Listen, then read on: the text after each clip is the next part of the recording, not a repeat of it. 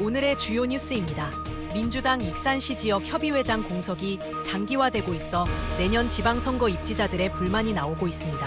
특히 전북도당 위원장은 공석이 된 지 열흘 만에 공모가 시작되는 등 선정 절차 진행에 들어갔습니다. 하지만 익산갑 위원장은 사고지구당으로 지정된 지 2달이 넘도록 선정 절차가 진행되지 않고 있습니다. 본격적인 수확철이 다가온 가운데 군산과 익산의 논이 잣빛으로 변했습니다.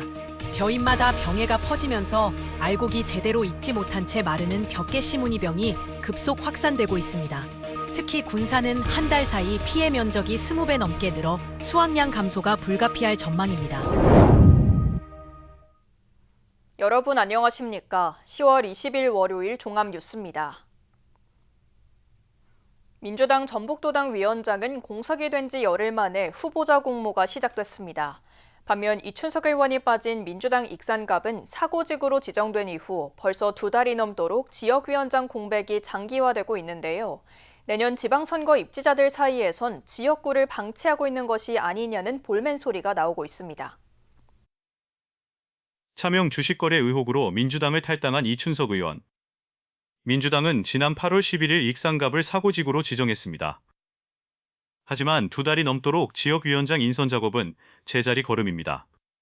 반면 공석이 된 도당위원장은 대조적입니다. 이원택 의원이 내년 도지사 선거에 나서겠다며 사퇴한 지 열흘 만에 위원장 후보자 공모가 시작됐습니다. 그건 확정된 게 없습니다.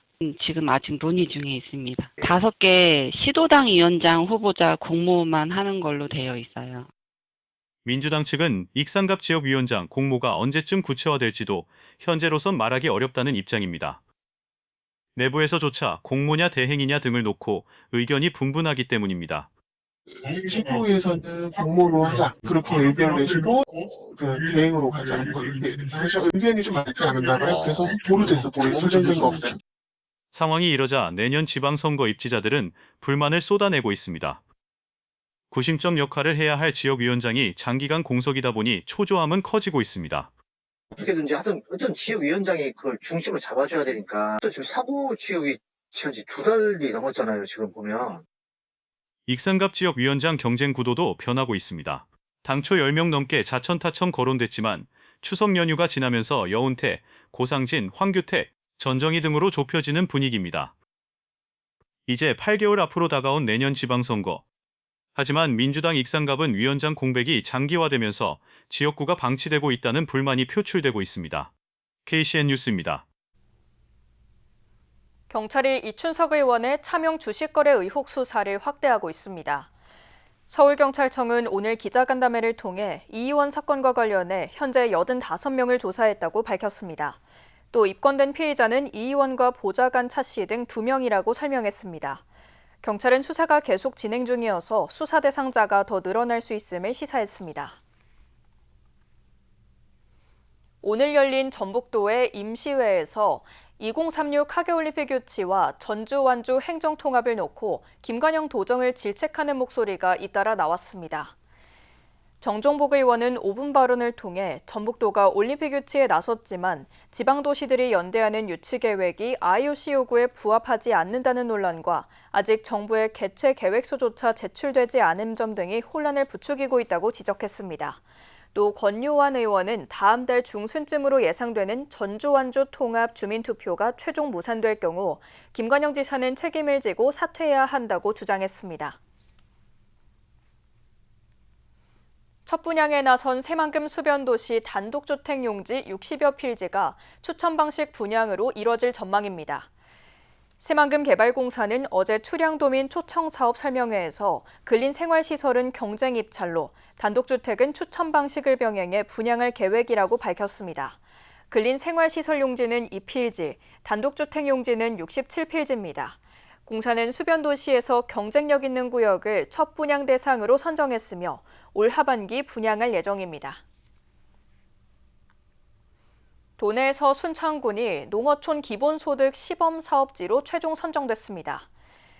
농림축산식품부가 발표한 사업 대상지를 보면 순창군을 포함해 전국 7곳이 이름을 올렸습니다. 당초 도내에서는 인구 감소 지역 7곳이 공모에 참여해 경쟁했습니다.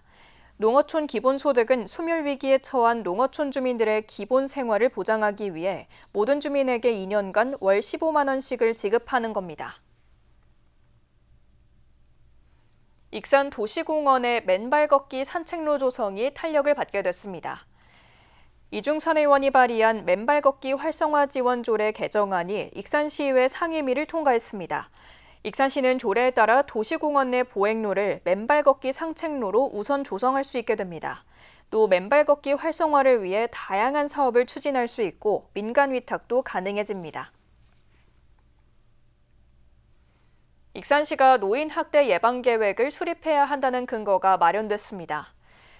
김충영 의원이 발의한 노인 학대 예방 및 보호 조례안이 익산시의회 보건복지위원회를 통과했습니다. 이 조례안은 노인 학대 예방 기본 계획의 수립과 실태 조사, 지원 사업 추진, 유관기관 협력 체계 구축 등을 담고 있습니다.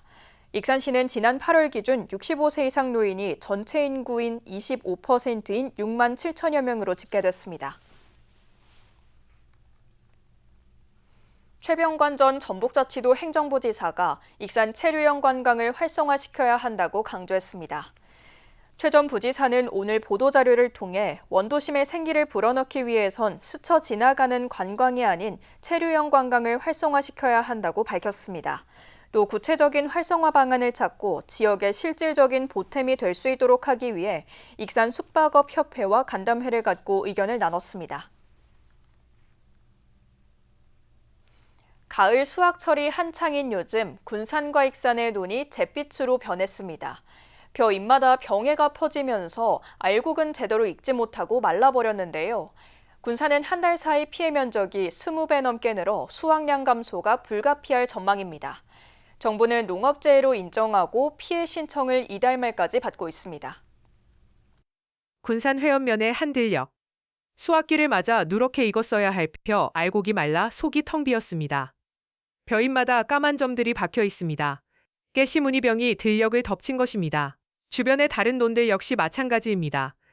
수확량이 현격하게 많이 감소가 되고 여기 깨시무늬병이 와서 알곡이 제대로 염실을 못하기 때문에 수율도 좀 떨어지고 그러므로 인해 가지고 이제 미질이 좀 많이 떨어지죠. 긴장마 등의 영향으로 이미 8월부터 예고됐던 벼 병해충 피해가 현실이 됐습니다.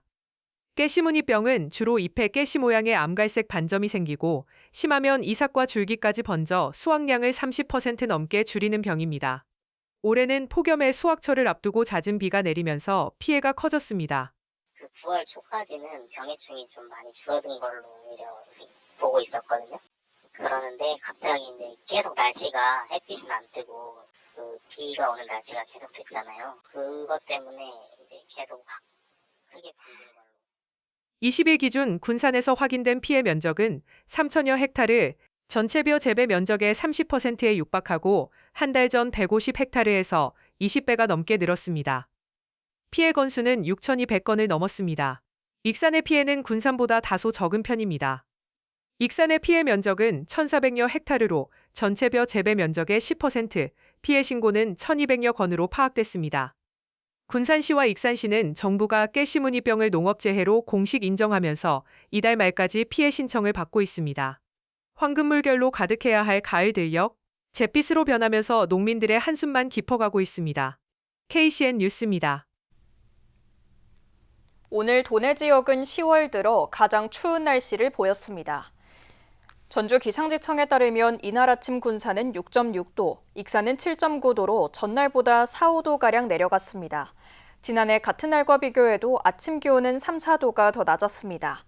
추운 날씨는 당분간 이어지겠으며 내일과 모레에도 아침 기온은 한 자릿수를 기록하겠고 바람도 강하게 불겠습니다. 약취 유인 범죄가 꾸준히 발생하고 있는 가운데 최근 5년 동안 도내에서 30건이 발생했습니다. 국민의힘 진종호 의원에 따르면 도내에서 약취 유인 범죄는 지난 2020년부터 5년 동안 30건이 발생했습니다. 피해자는 12세 이하 초등학생이 11명으로 가장 많았고 6세 이하 유아가 7명으로 뒤를 이었습니다. 연도별로 보면 지난 2020년 4건, 2021년 3건, 2022년 4건, 2023년 14건, 2024년 5건 등입니다. 익산 용화산과 함라산에 산불 무인 감시 카메라가 설치됐습니다.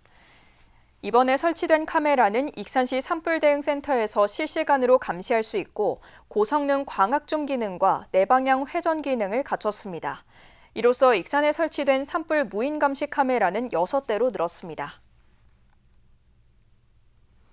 올해 익산에서 발생한 화재는 3분기까지 202건으로 집계됐습니다.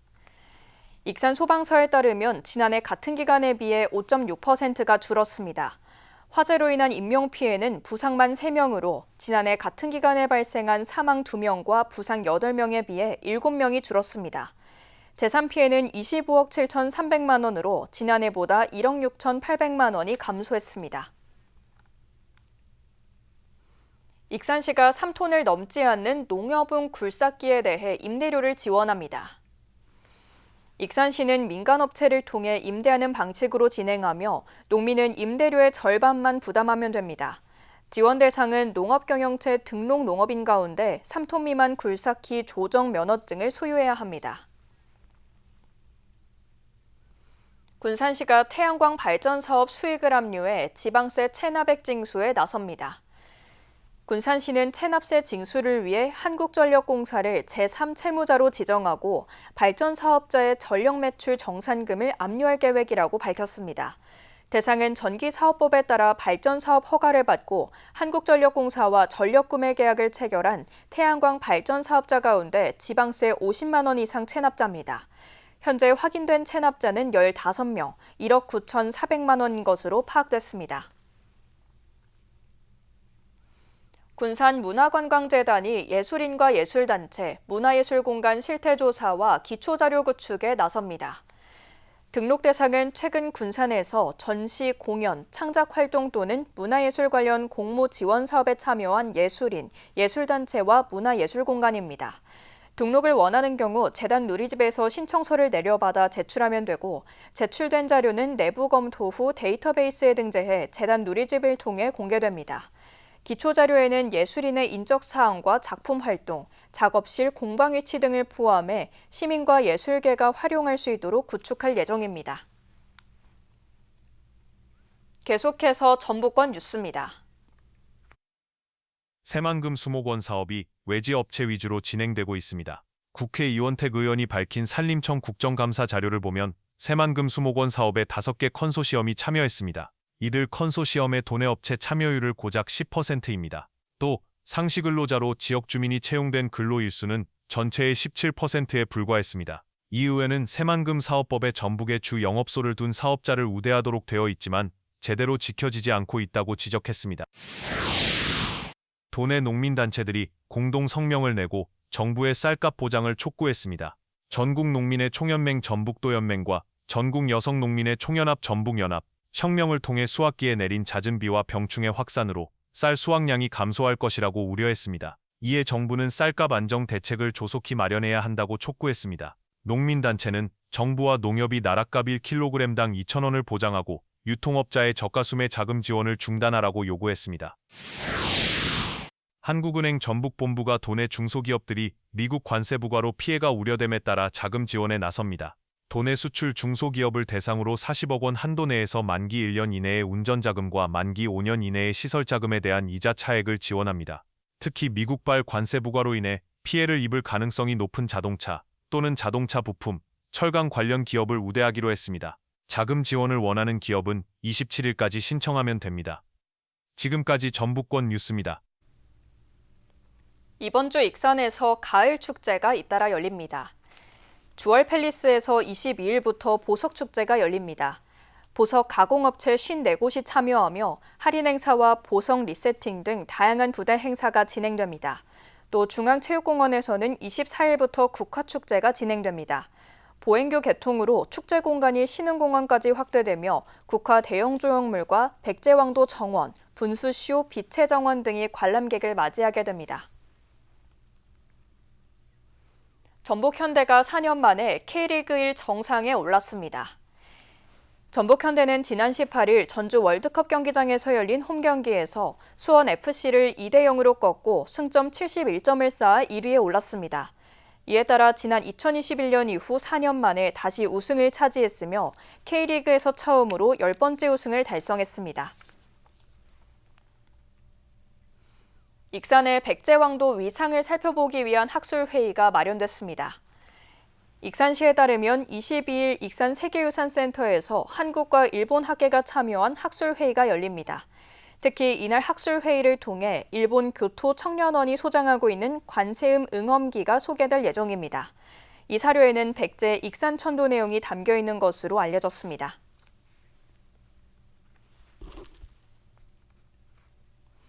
군산 옛 흥남파출소를 리모델링한 날아온 자활 상생일터가 카페보넬 346이라는 상호로 오늘 문을 열었습니다. 날아온 상생일터는 기획재정부의 국유재산 종합계획에 따라 캠코가 유휴 국유재산을 리모델링해 사회적 취약계층을 지원하기 위한 공간으로 조성하는 사업입니다. 군산일터는 도내에서 전주 임실에 이어 세 번째입니다. 캠코는 옛 흥남파출소 리모델링 공사비 부담과 기부금 1,000만 원도 지원했습니다. 군산 문여도에서 어촌의 특색을 살린 섬마을 장터가 열립니다. 군산시는 오는 24일부터 4일 동안 문여도 오토캠핑장 주차장에서 섬마을 장터를 열고 다양한 프로그램을 진행합니다. 행사 기간에는 바지락과 꽃게장 등 섬마을 특산품과 수산물이 판매되고 먹거리 부스도 운영합니다. 또 갯벌 체험과 섬마을 보물찾기, 버스킹, 노래자랑 등 체험거리와 이벤트를 선보일 예정입니다. 여자친구를 살해한 후 시신을 1년 가까이 김치냉장고에 보관한 40대가 재판에 넘겨졌습니다. 전주지검 군산지청 오늘 살인 및 시체 유기 등의 혐의로 41살 A씨를 구속 기소했습니다.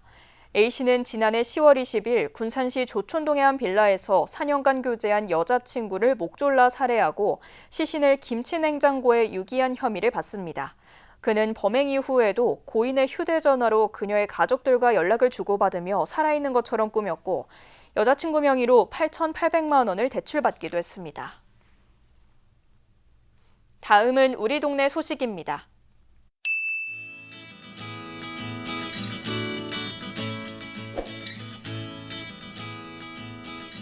익산시는 오는 22일 오후 7시 모현시립도서관 시청각실에서 꽃다운 익산시민 플러스 대학 공개 강좌를 개최한다고 밝혔습니다. 이번 강연은 마술사 오은영 강사를 초청해 마술과 함께하는 명화 산책을 주제로 진행됩니다. 오은영 강사는 화려한 마술 퍼포먼스를 통해 명화 속 이야기와 예술적 감성을 생생하게 전달할 예정입니다. 익산시는 입점리 고분전시관에서 오는 10월 24일부터 11월 2일까지 가을 국화전시회를 개최한다고 밝혔습니다. 이번 전시는 제22회 익산 천만송이 국화축제와 발맞춰 국화축제와 같은 기간에 진행됩니다. 전시회에서는 지역 주민이 직접 재배한 국화 분재 30점과 화분 국화 70점 등 100여 점의 국화 작품을 만나볼 수 있습니다. 이어서 내일의 날씨입니다.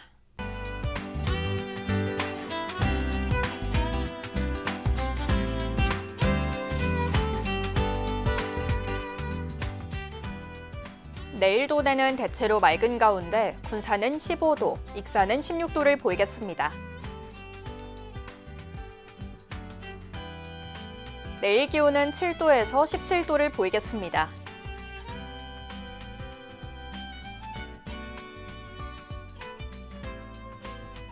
익산은 주간 최고 20도를 보이겠고 대체로 맑겠습니다.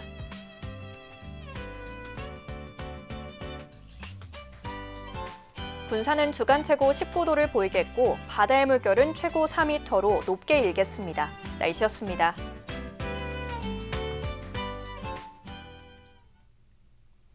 이상으로 KCN 종합뉴스를 마칩니다. 정확한 보도로 늘 함께하겠습니다. 시청해주신 여러분 고맙습니다.